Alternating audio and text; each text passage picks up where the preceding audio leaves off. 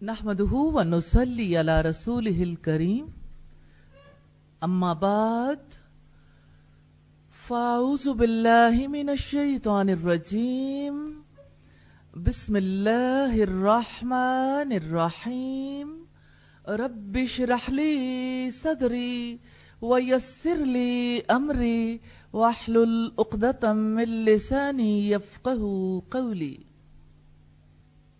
آپ صلی اللہ علیہ وسلم نسل انسانی کے کاشتکار تھے اور ہمیں بھی اسی کاشتکاری کرنے کا حکم دیا گیا۔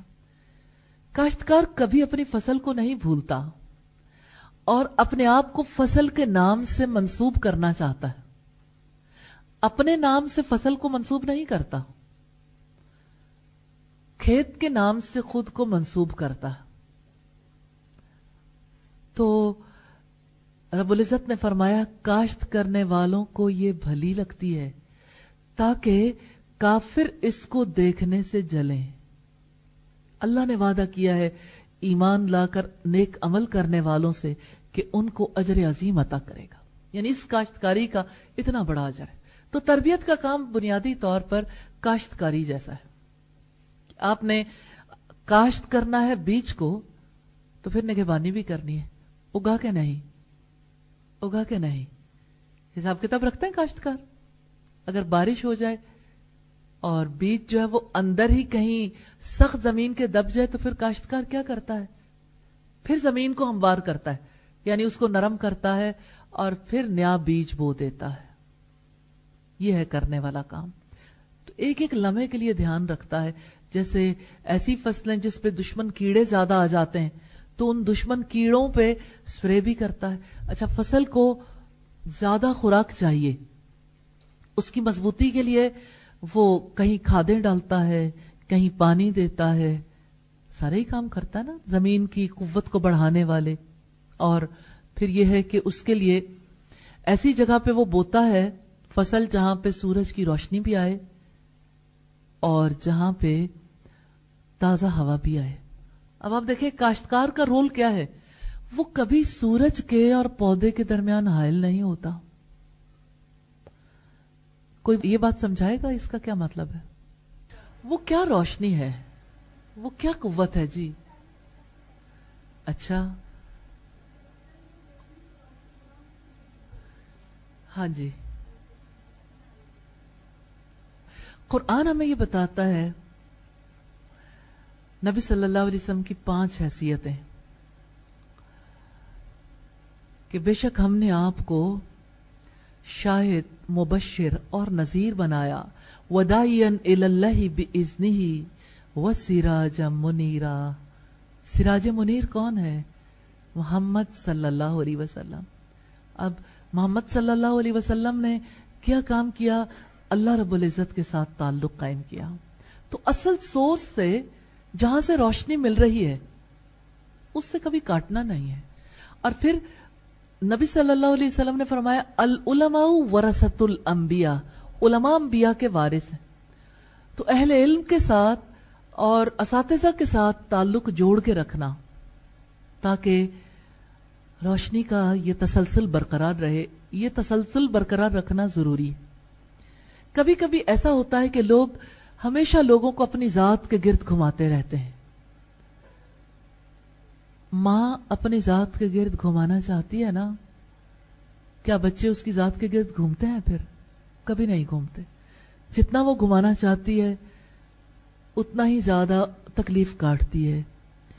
چکور اداس ہے کہ رت بچھڑنے کی آئی، بچے خوش ہیں کہ اڑنا سیکھ لیا۔ یعنی بچے تو نئی فضاؤں کی تلاش میں رہتے ہیں نا۔ تو تربیت کا معاملہ جو ہے یہ بہت زیادہ اہمیت کا معاملہ ہے، اس کی حقیقت کو سمجھنا۔ تو اس کی حقیقت سمجھانے کے لیے پہلی مثال میں نے کیا دی ہے؟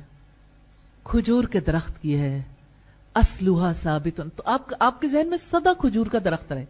صحابہ کرام کے ذہن میں اتنا زیادہ رہتا تھا کہ نبی صلی اللہ علیہ وسلم نے ایک بار سب لوگوں سے پوچھا کہ اللہ تعالیٰ نے مسلمان کی مثال کس چیز سے دی ہے، کس درخت سے دی ہے؟ کسی نے کہا اندرائن سے، کسی نے کہا فلاں درخت سے، فلاں سے، فلاں سے۔ حضرت عبداللہ ابن عمر کے دل میں آیا وہ کھجور کا درخت ہے، لیکن کہنے لگے بڑے لوگ بیٹھے ہیں बुजुर्ग साहबा बैठे हैं और मैं कहूंगा तो अच्छा नहीं। हजरत उमर को सारी जिंदगी इसका कलक रहा कि अब्दुल्ला इब्न उमर ने क्यों नहीं रसूलुल्लाह को जवाब दिया, कि ये जवाब देना कितना ज्यादा जरूरी था। और हमें सही बुखारी में 20 से ज्यादा अहादीस इस बारे में मिलती हैं। हजरत उमर का तासुफ है या रसूलुल्लाह सल्लल्लाहु अलैहि वसल्लम की बात है कि एक दरख्त ऐसा है जिसकी मिसाल मुसलमान की मिसाल है, और वो खजूर का दरख्त है, और ये सोलहियत का दरख्त है।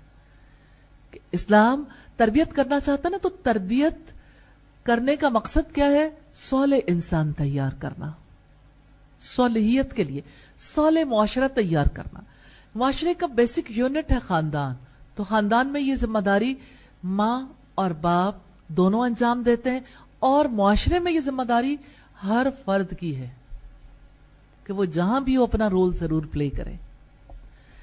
अल्लाह ताला हम सबको समझने की भी तौफीक दे और अमल करने की तौफीक अता फरमाए।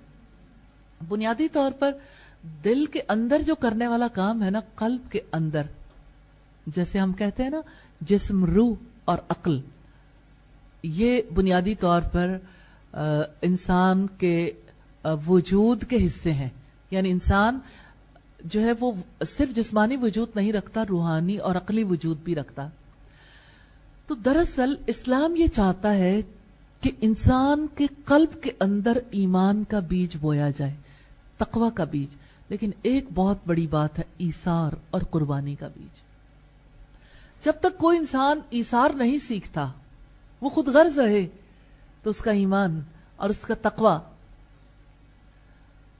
वो नफा नहीं दे सकता। क्योंकि ईसार करने वाला अपने वक्त का ईसार करता है, कहीं माल का ईसार करता है, कहीं किसी और चीज का ईसार करता है, जिसका भी ईसार कर सके। कुर्बानी का जज्बा जरूरी।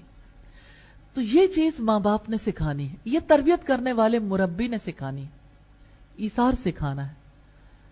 देखें, एक है शेयर करना। शेयर करने का मतलब है कि जैसे मैं ले रहा हूं ऐसे आप भी ले लो, बराबरी का है। ईसार और कुर्बानी का मतलब यह है कि अल्लाह के कुर्ब के लिए अपना हिस्सा दे देना, ये ईसार है, ये कुर्बानी। तो बुनियादी तौर पर दिल के अंदर ये बीज बोने हैं। इस्लाम की नजर में अखलाकी ज़ाब्ते जो है ये कैद नहीं है। दुनिया में अखलाकी ज़ाब्तों को कैद समझा जाता है। इस वजह से दुनिया में लिबर्टी का कॉन्सेप्ट दिया गया, स्टैच्यू ऑफ लिबर्टी बनाया गया, और सारी दुनिया को मादर पितर आजाद तहजीब सिखा दी गई। इसके लिए सबका रुख अपने दिल और अपनी अक्ल की तरफ मोड़ दिया गया। जो तुम्हारा दिल कहता है वो कर लो, जो तुम्हारी अक्ल कहती है वो सही कहती होगी वो कर लो। ज़ाब्ते को कैद बना के दिखाया गया। इस्लाम ये कहता है अखलाकी ज़ाब्ता जो है वो दरअसल मीजान है, स्टैंडर्ड है, मयार है, कि कम से कम आपसे ये मतलूब है। तो वो मतलूबा मयार, वो मतलूबा मीजान जो है उसमें पूरा उतरना बहुत ज्यादा जरूरी है। इसी तरह से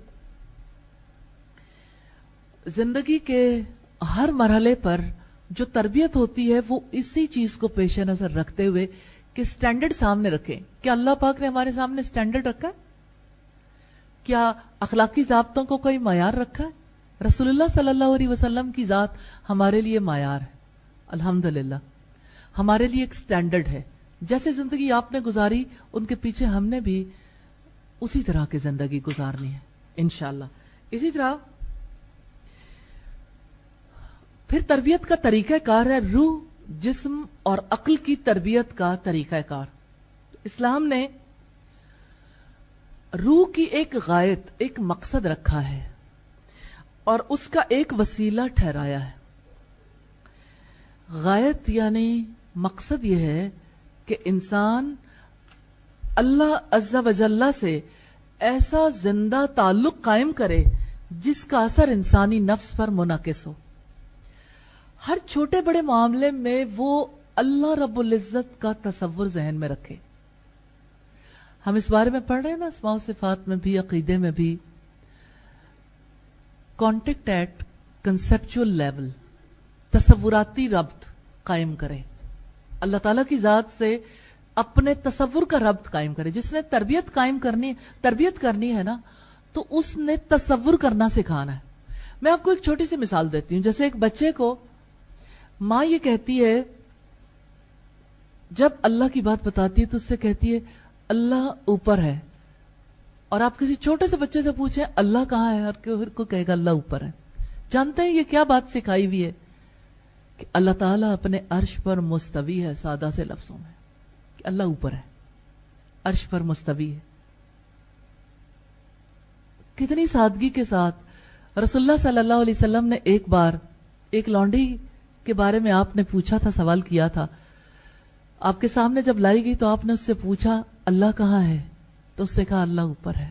آپ نے کہا یہ تو مومنہ ہے، یہ تو ایمان والی ہے. الحمدللہ. تو پھر اس کے یعنی لونڈی کے مالک نے اسے آزاد کر دیا تھا، مومنہ عورت کو. حالانکہ اس کو زیادہ باتوں کا پتہ نہیں تھا، لیکن آپ نے جب پوچھا کہ میں کون ہوں تو اس نے جواب دیا آپ اللہ کے رسول ہیں. تو یہی بات تو چاہیے، آپ اللہ کے رسول ہیں. تو اس کے دل میں یہ بات بسی ہوئی تھی کہ اللہ اوپر ہے، سب سے اوپر، اور محمد صلی اللہ علیہ وسلم اللہ کے رسول ہیں. یہی بنیادی بات جو ہے انسان کے مومن ہونے کے لیے معیار ٹھہرائی گئی. الحمدللہ. تو اسلام کا مقصد یہ ہے، غایت یہ ہے، تربیت کی غایت یہ ہے کہ ہر دل کے اندر اللہ تعالیٰ کا زندہ تعلق قائم ہو جائے. وہ اللہ تعالیٰ کے بارے میں ایک کانسیپٹ رکھتا ہو. اللہ تعالیٰ کہاں ہے، اللہ تعالیٰ کیسا ہے، اس کی صفات کا. اللہ تعالیٰ دیکھتا ہے، اللہ تعالیٰ کو پتہ ہے، اللہ تعالیٰ جانتا ہے. میں مثال کے طور پر ایک اور اگزامپل دوں گی آپ کے سامنے. جیسے عام طور پر مائیں یہ کرتی ہیں کہ بچے کو جب ریوارڈ دینا چاہتی ہیں تو اسے کہتی ہیں کہ اچھا جاؤ آپ فلاں اچھا کام کرو گے تو آپ کے تکیے کے نیچے کوئی پری چاکلیٹ رکھ جائے گی. اچھا اب وہ بچہ جو ہے وہ اپنے ذہن میں کیا چیز قائم کرتا ہے؟ مافوق الفطری مخلوق ہے جو اللہ نہیں ہے، وہ رزق دیتا ہے. ماں ایسے شرک سکھاتی ہیں نا، حالانکہ انہیں پتہ نہیں ہوتا، لیکن کنسپچولی اس بچے کو ماں شرک سکھاتی ہے. اللہ کی ہستی کے ساتھ جوڑنے کی بجائے کسی اور ہستی کا تعلق سکھاتی. تو اللہ تعالیٰ کی ذات سے زندہ تعلق سکھانا دراصل اللہ تعالیٰ کی صفات سکھانا ہے، اور اللہ تعالیٰ کے بارے میں یہ علم دینا ہے وہ کیسا مہربان ہے، کتنی رحمت کرتا ہے، وہ کیسے ہمارے لیے غذا کا اہتمام کرتا ہے، کیسے پھل اگاتا ہے، کتنی دیر میں پھل تیار ہوتے ہیں پھر ہم تک پہنچتے ہیں. جو ہم چاہتے ہیں وہ ہماری ساری مانگیں پوری کرتا ہے. اسی نے ہمیں پیدا کیا. میں یہ دیکھتی ہوں پہلی مائیں پیدا کرنے پہ مجھے بہت سی ماؤں کی تکلیف دہ تربیت یاد آ گئی ہے کہ میں جب بچوں کے پاس جاتی ہوں تو میں ضرور پوچھتی ہوں آپ کو کس نے پیدا کیا؟ تو اب اکثر بچے جواب دیتے ہیں ماما نے، کیونکہ ماں نے نہیں بتایا کہ تجھے اللہ نے پیدا کیا ہے. ہر ماں اپنے ساتھ رشتہ جوڑنا چاہتی ہے اور پھر منہ کی کھاتی ہے، کیونکہ رشتہ تو اس کے ساتھ بھی نہیں جڑتا. وہ اللہ کا رشتہ کاٹتی ہے، اللہ اس کا رشتہ کاٹ دیتا ہے. تو تربیت کی غایت یہ کہ اللہ تعالیٰ کے ساتھ ایسا زندہ تعلق قائم ہو جائے کہ وہ بچہ ہو یا بڑا تصور میں اس کے ساتھ فلی کنیکٹڈ ہو جائے. ہر جگہ، ہر مقام پر، ہر لمحے وہ اس سے گائیڈ لائن لینے کے لیے تیار ہو جائے، اس سے دعا کر کے، اس سے امید باندھ کے، اس سے بات کر کے. یہ ایک زندہ تعلق ہے. جیسے لقمان حکیم نے اپنے بچے کو نصیحت کی تھی نا، نصیحت کرتے ہوئے کہا تھا یا بنیا، اے میرے چھوٹے بیٹے، ان تک مثقال حبۃ من خردل، اگر کوئی رائی کے دانے کے برابر ذرہ. اب آپ دیکھیں ماؤں کے لیے کتنی آسانی ہے کہ چھوٹا سا ذرہ دکھائیں کہ بیٹا اسے چھپا دو. آپ کو نظر آتا ہے؟ نہیں آتا نا. اللہ تعالیٰ کو نظر آتا ہے. اللہ تعالیٰ سے کچھ بھی نہیں چھپتا. آپ کہیں جا کے چھپا دو. کتنا پیارا ایکسپیریمنٹ ہے. بچے چھپا چھپا کے تھک جائیں, کہیں چھپا دو جدھر آپ کا دل چاہتا ہے. یہاں بھی اللہ نے دیکھ لیا, یہاں بھی اللہ تعالیٰ نے دیکھ لیا. اللہ دیکھتا ہے. اللہ کے بصیر ہونے کا کانسیپٹ نہیں سکھا سکتے,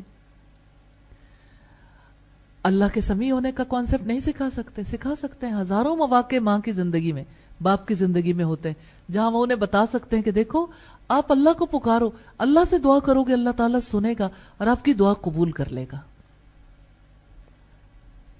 تو کیا جب بچہ ایکسپیرئنس کرے گا کہ میری دعا قبول ہو گئی تو اس کے دل کے اندر یقین نہیں اترے گا کہ اللہ تعالیٰ دعائیں قبول کرتا ہے, وہ میری سنتا ہے, وہ مجھے دیکھتا ہے.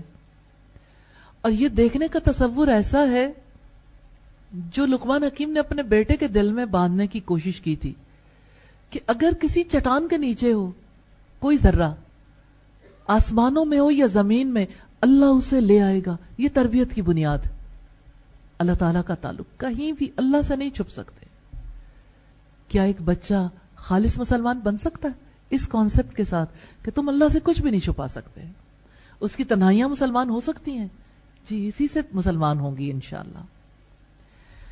پھر آپ دیکھیے کہ تربیت کا جو وسیلہ ہے, آپ دیکھیے غائب تو یہ کہ ہر چھوٹے بڑے معاملے میں ایک بچہ تصور باندھ سکے اپنے رب سے, اپنے رب کا تصور باندھ سکے اور اس تصور کے مطابق اپنی زندگی کو تبدیل کر سکے, یعنی اس کے بارے میں رائٹ ڈیسیژن کر سکے. کیا کوئی بچہ دوسرے کی چیز لیتے ہوئے سوچے گا کہ اللہ دیکھ رہا ہے؟ اگر اس کو پریکٹس کروائی جائے بہت سچا مسلمان بن جاتا ہے بچہ الحمدللہ, کیونکہ پھر اس کے دل میں نفاق نہیں آتا نا, اس کے دل کے اندر کچھ اور ظاہر میں کچھ اور نہیں ہوتا. پھر آپ یہ دیکھیے کہ جیسے اس کا وسیلہ کیا ہے, یعنی اس کا ذریعہ کیا ہے. تو اس کا ذریعہ بنیادی طور پر ایک ہی ہے, دل کے تاروں کو چھیڑا جائے, ان میں حرکت پیدا کی جائے. دل کے اندر جب ارتعاش پیدا ہوتا ہے نا, دل کے اندر جب لہریں پیدا ہو جاتی ہیں تو اللہ تعالیٰ سے سچا تعلق قائم ہو جاتا ہے. اور یہ کیسے ممکن ہے؟ کائنات کی نشانیوں کو دکھا کر. سورج, چاند, ستارے, جتنی مخلوقات ہیں, پودے, جانور, پھل, پھول, ایک ایک چیز. اور اب تو اتنی آسانی ہو گئی, کتنی چیزوں سے اللہ تعالیٰ کی ذات کے ساتھ تعلق سکھایا جا سکتا. جو چیز پکڑے, کون سی چیز ہے جو اللہ تعالیٰ سے متعلق نہیں ہے. اور بچے کے دل میں جب ماں اپنے بہن بھائیوں کی محبت بوتی ہے اور اپنی ماں کی اور اپنے باپ کی محبت بوتی ہے تو بچے اس محبت کو سیکھ جاتے ہیں. کیوں بچے ننیال کی طرف انکلائنڈ ہوتے ہیں؟ ماؤں کے اثر کی وجہ سے. چندا ماموں دور کے, تو چندا ماموں جو ہے نا, کبھی جو ماں ہے نا وہ اپنے بھائی سے بہت محبت کرتی ہے اور وہ چاند سے تشبیہ دے کے اپنے بچے کے دل میں ماموں کو بٹھا دیتی ہے, اللہ کو نہیں بٹھاتی. تو اس کو طریقہ آتا ہے بٹھانے کا, لیکن جس کسی کے بارے میں وہ چاہے گی, ارادہ کرے گی, اللہ سے مدد مانگے گی, اس کی محبت دل میں پیدا کر دے گی الحمدللہ. تو اصل مقصد یہ ہے کہ بچے کے دل میں اللہ تعالیٰ کی خشیت اور رجوع اللہ کا جذبہ پیدا ہو, یعنی ہر معاملے میں اللہ کی طرف پھرنا, اللہ سے مانگنا, معافی یا دعا, استغفار یا دعا اللہ تعالیٰ سے. تو اللہ کی طرف رجوع کرنا جو سیکھ جائے, سمجھ لیں اس کے دل کے تار چھڑ گئے, ان تاروں میں حرکت پیدا ہو گئی ہے الحمدللہ. اللہ تعالیٰ یہ چاہتے ہیں اور اسلام نے تربیت کے لیے دل کے رخ کو کس طرح سے موڑنے کی کوشش کی ہے. کچھ امور کی طرف متوجہ کیا ہے, جن میں سے پہلا یہ کہ انسان کائنات پر غور و فکر کرے, اور جب کائنات پر غور و فکر کرتا ہے تو اللہ کی قدرت اور اللہ کی قوت کا تصور کرے کہ اللہ کتنی قدرت والا ہے. तबारकल्लज़ी बियदिहिल मुल्क, बड़ा बरकत वाला है जिसके हाथ में बादशाहत है। अल्लाह चांद का भी रब है, सूरज का भी रब है। दुआओं से आप नहीं सीखते? सीखते हैं। जैसे चांद निकलने की दुआ में आप कहते हैं ना, अल्लाहुम्मा अहिल्लहु अलैना बिल अमनी वल ईमान। आप बच्चों को सुनेंगे ना सिखा के, तो आपका अपना दिल सरशार हो जाएगा खुशी से। वस्सलामती वल इस्लाम, अल्लाह इस चांद को हमारे ऊपर अमन और ईमान से निकालना, सलामती और इस्लाम के साथ। ए चांद, तेरा रब भी अल्लाह है और मेरा रब भी अल्लाह है। रब्बी व रब्बुकल्लाह, ए चांद तेरा रब भी अल्लाह है और मेरा रब भी अल्लाह। बच्चों को ये बात कितनी प्यारी लगती है। चांद का रब कौन है और आपका रब कौन है? चांद का भी वही रब है जो मेरा रब है। अल्हम्दुलिल्लाह। तो आप जब ताल्लुक बिल्लाह से खाएंगे ना, अल्लाह की मोहब्बत, तो इंशाअल्लाह ताला खुद भी आपकी मोहब्बत में इजाफा होगा। जब आप दिल के तार छेड़ेंगे तो आपके ज्यादा छेड़ेंगे। जब आप इंशाअल्लाह दिल के अंदर अल्लाह की कुव्वत और अल्लाह की ताकत को बसाने के लिए कोशिश करेंगे, तो आपके दिल में इसका तसव्वुर और ज्यादा गहरा हो जाएगा इंशाअल्लाह ताला। तो अल्लाह की कुदरत का तसव्वुर करके तस्बीह और तहमीद सिखाएं। सुभान अल्लाह, अल्हम्दुलिल्लाह, अल्हम्दुलिल्लाह। क्योंकि यही वो चीज है जो अल्लाह ताला की जात के साथ कनेक्टेड रखती है। हर खूबसूरत, अजीब और ऐसी चीज को देखकर जहां इंसान हैरत ज़दा रह जाए, सुभान अल्लाह, सुभान अल्लाह।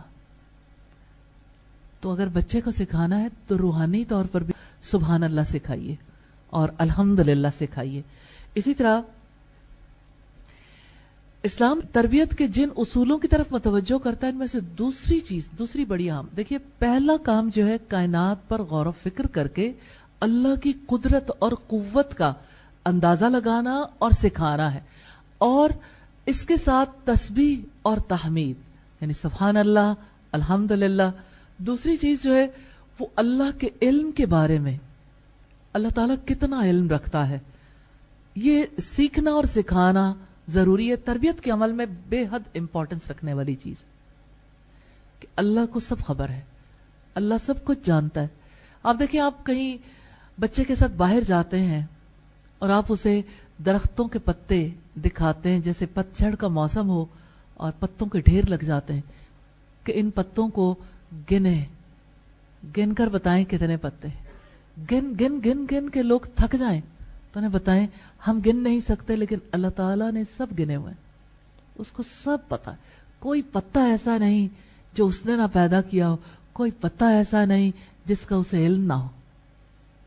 सिखाने के लिए हजारों तरीके, लेकिन असल बात जो है उसूली तौर पर जान लें अल्लाह की कुदरत और कुव्वत, ताकि हकीकी मानों में सुभान अल्लाह और अल्हम्दुलिल्लाह कहना सीख सकें। और दूसरी चीज है अल्लाह के इल्म के बारे में उनका तसव्वुर कायम करना, जो यकीन तक चला जाए, यकीन पैदा करना कि हर छोटी बड़ी चीज का अल्लाह ताला को इल्म है, फिर उससे एहसासात की तरफ लेके आए, रुझानात की तरफ। जो आप सोचोगे, जो आपका दिल चाहेगा, अल्लाह को सब मालूम है। आपके दिल में बात बाद में आएगी, अल्लाह ताला को पहले पता चल जाएगी। आप तजर्बे के जरिए से ये चीजें सिखाएंगे तो इंशाल्लाह बहुत उम्दा तरीके से सीखेंगे, क्योंकि इन एहसासात के साथ कि अल्लाह ताला हर चीज से बाखबर है, अल्लाह ताला हर चीज का इल्म रखता है, इन एहसासात के साथ बच्चा अल्लाह की जात के साथ जुड़ जाता है, और बड़ा भी, जिसकी आप तरबियत करेंगे इंशाल्लाह। तीसरी चीज, दिल में अल्लाह का तकवा और खुशू पैदा करना है। दोनों बातें इंपॉर्टेंट हैं। तकवा की बात आप समझते हो अब, और दूसरी चीज है खुशू, यानी अल्लाह के आगे झुकना और बिछना। अल्लाह के खौफ के बगैर खुशू नहीं आता। तो दिल की दुनिया को दुनिया के मालो मता से बेरगबती सिखाना, यानी जरूरत की चीजें ले लो, हर चीज के ऊपर आपका दिल नहीं ललचाना चाहिए। और ابتدائی زندگی میں جب تربیت ہو جاتی ہے تو بچے کو ان چیزوں کے ساتھ کوئی تعلق بھی نہیں رہ جاتا. اسی طرح سے جب بچے کو آپ اللہ کے علم کا شعور دیں گے تو اس کی وجہ سے اس کے احساس اور شعور میں تیزی آئے گی اور دل اللہ کی یاد اس کی اطاعت کی جانب مائل ہوگا. پھر اللہ کی یاد کے لیے او اللہ کو یاد کریں, او اللہ کی باتیں کریں. یہ فکرے جو ہیں بچوں کے دل کو پکڑ لیتے ہیں کیونکہ وہ ایسی یادیں چاہتا ہے. تو آپ اس کی میموری کو کس طرح سے بڑھا رہے ہیں, اس میں اضافہ کر رہے ہیں اور کتنی خوبصورت یادیں اس کی زندگی کے لیے محفوظ کر رہے ہیں جو اس کو ساری زندگی میں ہیلپ کریں گے انشاءاللہ. جب کبھی بچہ اللہ تعالی کا خشوع سیکھتا ہے, تقوی سیکھتا ہے, وہ اللہ کی یاد کی طرف مائل ہوتا, اللہ کو یاد کرنا چاہتا ہے اور اللہ کی اطاعت کی جانب مائل ہوتا ہے, اور اس کے نتیجے میں روح کی صفائی ہوتی ہے, شفاف ہو جاتی ہے روح, بوجھ ہٹ جاتا ہے. وہ جو گھبراہٹیں آتی ہیں, وہ جو انسان بوجھ تلے آ جاتا ہے, اس بوجھ کو ہٹانے کے لیے یہ بنیادی دو چیزیں کام کرتی ہیں, اللہ کی قوت اور قدرت اور اللہ کے علم کا یقین. اسی طرح سے عقلی تربیت ہے, عقل اور دیگر طاقتوں کے مابین توازن قائم کرنا ہے. یہ بنیادی طور پر عقلی تربیت کے لیے ضروری ہے. اس کے لیے گزشتہ اقوام کی تاریخ سے سبق حاصل کرنا سکھانا ہے. پہلی قومیں کیسی تھیں, ان پر جب اللہ کا عذاب آیا کس طرح سے وہ قومیں برباد ہوئیں, تو جو قوم بھی اللہ کے راستے پر نہیں چلتی وہ اسی طرح سے برباد ہو جاتی ہے. پھر اسی طرح سے جسم, روح اور عقل کے مابین ربط قائم کر کے اپنی ذمہ داریوں کو ادا کرنے کی تلقین کرنی ہے. تو مادی آلائشوں سے بچانا بہت زیادہ ضروری ہے. جب مادی آلائشوں سے بچائیں گے تو انشاءاللہ تعالی روح بھی ترقی کرے گی اور عقل بھی ترقی کرے گی انشاءاللہ. تو تربیت کے میدان میں یاد رکھیے گا اصل فوکس کس چیز پر ہے, صالح انسان تیار کرنے پر. اور صالح انسان کی تیاری کے لیے جسم, روح اور عقل کا بیلنس چاہیے. جیسے روحانی تربیت کرنی ہے ایسے ہی عقلی تربیت بھی کرنی ہے, اور اسی طرح سے جسمانی تربیت بھی کرنی ہے. اللہ تعالی ہم سب کو توفیق عطا فرمائے. اور جسم کی تربیت کے حوالے سے یاد رکھیے گا جسمانی صفائی اور طہارت بہت ضروری ہے. جب جسم کی صفائی سکھائیں گے ساتھ ہی روح کی صفائی کی طرف لے جائیں گے. تو تاریخی واقعات ہیلپ کریں گے انشاءاللہ تعالی. سٹوریز جو ہیروز کی سٹوریز ہیں, مسلم ہیروز کی سٹوریز بہت زیادہ ہیلپ کریں گی, اور اللہ تعالیٰ سے تعلق کے وہ راستے جو محمد صلی اللہ علیہ وسلم نے سکھائے. کوئی سوال کرنا چاہیں تو آپ سوال کر لیں. جی بیٹا.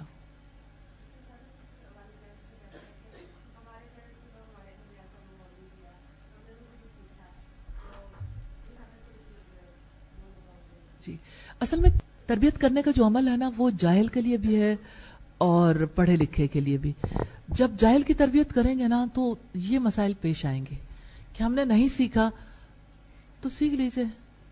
خود ساختہ زندگی تو نہیں گزارنی نا, اپنی مرضی کی زندگی نہیں گزارنی, کیونکہ ہم اللہ تعالیٰ کے لیے پیدا کیے گئے ہیں اور ہماری زندگی کا مقصد عبادت ہے تاکہ ہمارے دل محبت اور تعظیم کے ساتھ اللہ تعالیٰ سے جڑ جائیں.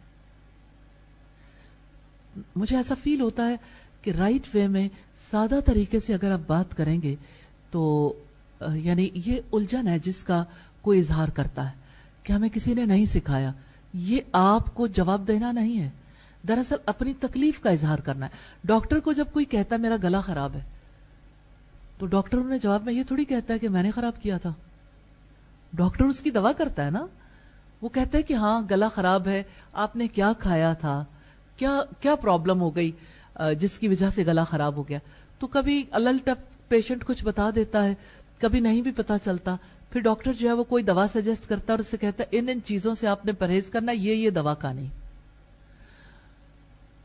تو جو تربیت کرنے والے افراد ہیں نا دراصل وہ بھی طبیب ہیں نسل انسانی کے, انہوں نے بھی پوری طرح حفاظت کرنی ہے اور دوسرے فرد کو اسی طرح سے ڈیل کرنا ہے کہ اس کو اگر کسی بات کی سمجھ نہیں اور وہ اپنی الجھن کا اظہار کرتا ہے تو میں نے اس گتھی کو سلجھانا ہے اس کے سامنے انشاءاللہ. جی اس وقت کا ہمیں نہیں پتا، لیکن اس کو زیادہ پتا ہے کس وقت میں پورا کیا جائے تو زیادہ بہتر ہوگا. پھر ان کو بتائیں کہ دعائیں کبھی رائے گا نہیں جاتی. 3 باتوں میں سے ایک بات ضرور ہوتی ہے، یا تو اسی وقت پوری ہو جاتی ہے، یا کچھ دیر بعد پوری ہوتی ہے، یا اس کا اجر ضرور مل جاتا ہے آخرت میں. جی.